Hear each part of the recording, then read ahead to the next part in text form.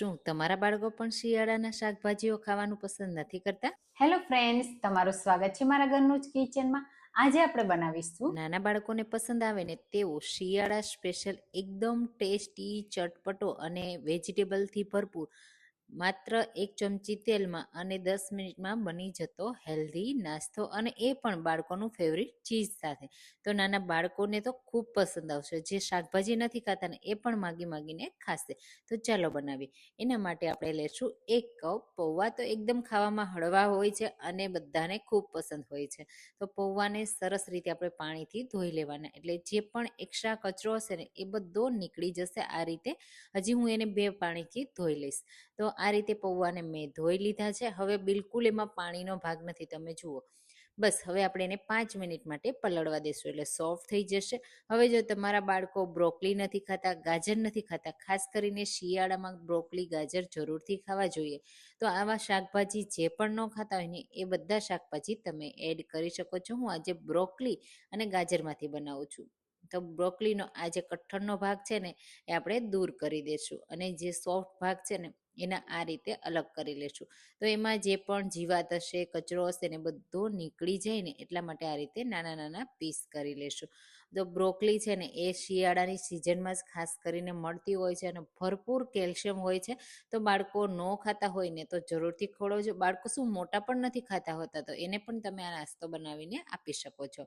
તો તમે આવો બ્રોકલીમાંથી ક્યારેય નાસ્તો બનાવ્યો છે કે નહીં, કમેન્ટમાં જરૂરથી કહેજો. અને હા, બ્રોકલીની નવી નવી રેસીપી જોવી હોય ને તો પણ મને કહેજો, હું તમારી સાથે શેર કરીશ. અને મારી રેસીપી તમે કઈ સિટીમાંથી જુઓ છો ને એ પણ મને જરૂરથી કહેજો, મને ખૂબ ગમશે. અહીંયા તમે જુઓ, બ્રોકલીના ફૂલને મેં આ રીતે અલગ કરી લીધા છે.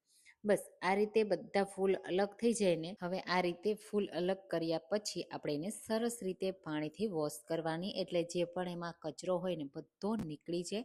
બને ને ત્યાં સુધી હલકું ગરમ પાણી હોય ને એવું લેવાનું, અને પછી એમાં એડ કરવાની. ટાઈમ હોય તો 2 થી 3 મિનિટ તમે રાખી પણ શકો છો. હું અહીંયા તરત જ વોશ કરી લઈશ, અને 1 થી 2 પાણીથી વોશ કરીએ ને એટલે બધો કચરો હોય ને એ નીકળી પણ જાય. આ રીતે તમે જુઓ, બ્રોકલીમાં પાણી ટચ નથી થતું, એટલે ખાસ એ રીતે આ રીતે મિક્સ કરતું રહેવાનું, એટલે બધું સરસ રીતે કચરો નીકળી જાય. હવે બ્રોકલીને મેં સરસ રીતે 3 પાણીથી ધોઈ લીધી. મિક્સર જારમાં ડાયરેક્ટ એડ કરી દઈશું. અહીંયા તમે જુઓ, પાણી એકદમ ક્લીન છે. હવે જે આપણે 1 ગાજર લીધું હતું ને એને પણ આ રીતે રફલી કટ કરી અને એડ કરી દઈશું. મિક્સર જાર તમારું કેવું છે એ ઉપર તમારે ટુકડા કરવાના. 1 ટુકડો આદુનો અને તીખાસ માટે મેં 2 તીખી લીલી મરચી લીધી છે. તીખાસ તમને જોઈએ ને એ પ્રમાણે. હવે પાણી એડ કર્યા વગર આપણે એને બ્લેન્ડ કરી લેવાનું છે. બ્રોકલી એકદમ સોફ્ટ હોય ને એટલે આ રીતે એનો સરસ એવું મિક્સર તૈયાર થઈ જશે. સાથે ગાજર પણ આ રીતે ક્રશ થઈ જશે. તો બંને આ રીતે ક્રશ થઈ ગયા. હવે અહીંયા પૌવા રાખ્યા હતા ને એ પણ હવે તમે જુઓ આ રીતે હાથથી સોફ્ટ થઈ ગયા છે. મેશ કરો તો મેશ થઈ જાય છે. બસ હવે બ્રોકલીવાળું મિક્સર આ સમયે એડ કરી દેશું. બધું એકસાથે એડ કરવાનું. જેટલા પૌવા છે ને એટલું જ અહીંયા બ્રોકલી અને ગાજરવાળું મિક્સર છે. તો બંનેનું પ્રમાણ અહીંયા સરખું રાખ્યું છે, કારણ કે વેજીટેબલ વધારે હોય ને તો તમને એના ન્યુટ્રિશન મળી રહે. હવે અહીંયા ફ્રેશ લીલા ધાણા, ડુંગળી ખાતા હોય તો 1 નાની ડુંગળી અને સ્વાદ પ્રમાણે મીઠું એડ કરીશું. બધા ટેસ્ટને બેલેન્સ કરવા અડધી ટીસ્પૂન ખાંડ, અડધી ટીસ્પૂન લાલ મરચું પાવડર અને 1 ટેબલ સ્પૂન ધાણા જીરું પાવડર, ગરમ મસાલો સાથે ચાટ મસાલો એડ કરીશું, અને આમચૂર પાવડર એડ કરી દઈશું. અહીંયા મસાલા તમારી ચોઈસ પ્રમાણે તમે બધા એડ કરી શકો છો. ખાસ લાલ મરચું પાવડર અને લીલું મરચું બંને એડ કર્યા છે ને તો એ ધ્યાન રાખવાનું, જો બાળકો ખાવાના હોય તો. અહીંયા આ રીતે હાથથી મસળતું જવાનું, મિક્સ કરતું જવાનું, એટલે જે પૌવા છે ને સોફ્ટ થઈ ગયા છે ને એ થોડા તૂટી જશે અને બેન્ડિંગ આવી જશે. અહીંયા હજુ આપણે એક પણ લોટ એડ નથી કર્યો. હવે આ રીતે પહેલાં મિક્સ કરી ચેક કરી લેવાનું. થોડું હલકું આ રીતે પ્રેસ કરો ને તો તમને પાણી જેવો ભાગ દેખાય ને તો તમારે એમાં કોઈ પણ લોટ એડ કરવાનો. હું અહીંયા બેસન એડ કરું છું, 3 ચમચી બેસન જ એડ કરું છું, અને તમારે અહીંયા મીઠું સ્વાદ પ્રમાણે એડજસ્ટ કરી લેવાનું. આ રીતે મિક્સ કરીશું. બેસન એડ કરવાથી એક તો બાઇન્ડિંગ પણ આવી જશે, છૂટું પણ નહીં પડે અને ટેસ્ટ પણ સારો આવશે.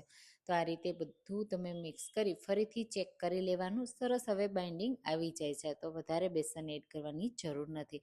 હવે હાથને ધોઈ લીધા છે અને મેં અહીંયા ચીઝના આ રીતે નાના પીસ કરી લીધા છે. 1 પ્રોસેસ ચીઝ લીધું હતું, એમાંથી મેં આ રીતના 9 નંગ જેટલા કે 6 નંગ જેટલા ટુકડા કર્યા છે. અને પછી આ રીતે હાથની મદદથી થોડું લઈ લેશું મિક્સર અને પછી આ રીતે કવર કરી દેશું. એકસાથે આ રીતે પ્રેસ કરી દેશું ને એટલે પરફેક્ટ શેપ આવી જશે. હવે અહીંયા મોટા કે નાના જેવા તમારે બનાવવા હોય ને આ નાસ્તાને એ રીતે તૈયાર કરવાના. ટિક્કી જેવો હું અહીંયા શેપ આપું છું, એટલે જે અંદરનું ચીઝ છે ને એ બહાર ના નીકળે ને શેકતી વખતે પણ એ મેલ્ટ થાય ને તો પણ બહાર ના નીકળે. આ રીતે તમે જુઓ એક સરખું સ્મૂથ કરી લેશું. અને આ જ રીતે બાકીના બધા જ બનાવવા એકદમ સિમ્પલ છે. તમે આ નાસ્તાને નાની મોટી ભૂખમાં બનાવી શકો છો, બાળકોના લંચ બોક્સમાં આપી શકો છો, અને પાર્ટીમાં કીટી પાર્ટી હોય ગમે ત્યારે તમે બનાવી અને સર્વ કરી શકો છો. જો તમારે ઓછા તેલમાં હેલ્ધી ટેસ્ટી નાસ્તો ખાવો હોય ને તો આ નાસ્તો એકદમ બેસ્ટ છે. તો આ રીતે બધા જ બનાવી આપણે તૈયાર કરીશું. ચીઝ વગર પણ તમે બનાવી શકો છો. અહીંયા મેં 3 ચીઝ વગર બનાવ્યા છે. હવે એને શેકવા માટે મેં અહીંયા કાસ્ટ આયરનનો મોટો પેન લીધો છે અને એમાં 1 ટેબલ સ્પૂન તેલ એડ કરી દઈશું. તેલ અહીંયા વધારે એડ કરવાની જરૂર નથી. તમે આ નાસ્તાને શેલો ફ્રાય જ કરવાનું છે, ડીપ ફ્રાય નથી કરવાનું. તેલમાં જે છૂટું પડી જશે. કાં તમે એર ફ્રાયર પણ કરી શકો છો. એક સાઈડથી થોડું ક્રિસ્પી થઈ જાય ને પછી આપણી સાઈડને ચેન્જ કરી દેશું. અહીંયા કાસ્ટ આયરન તવામાં એ આપને ફાયદો થશે કે તેલ એકદમ ઓછું જોશે અને તેલ જે હશે ને બધું નીચે જ રહી જશે. એટલે જ્યારે તમે આ નાસ્તાને અલગ કરો અને પેનમાંથી કાઢો ને ત્યારે તમારે જોવાનું કે એમાં તેલ પણ હજી આપણે એડ કર્યું હતું ને તો એટલું ને એટલું પ્રમાણમાં છે. તો અહીંયા તમે જુઓ આપણો નાસ્તો બંને સાઈડથી મેં શેકી લીધો છે અને બનીને તૈયાર પણ થઈ ગયો છે. તમે પેનમાં જુઓ તો તેલ કેટલું છે. હવે અહીંયા નાસ્તાને આપણે ટોમેટો કેચઅપ સાથે હું સર્વ કરું છું. તમે ચટણી સાથે સર્વ કરી શકો છો. તમે જુઓ જોતાં જ ખાવાનું મન થઈ જાય એવો આપણો આ નાસ્તો બનીને તૈયાર થઈ ગયો છે. બહારથી ક્રિસ્પી, અંદરથી સોફ્ટ, ટેસ્ટી, હેલ્ધી અને એકદમ ચીઝી, બાળકોને ભાવે ને તેવો. આ રીતે ગરમા ગરમ આ નાસ્તો સર્વ કરજો. મેં મારા બાળકના લંચ બોક્સ માટે બનાવ્યો હતો તો એમને ખૂબ પસંદ આવ્યો. એકલો જ લંચ બોક્સ ખાલી કરીને આવી ગયો. તો આ નાસ્તો તમને પણ ખૂબ પસંદ આવશે. ચાલો ટ્રાય કરજો.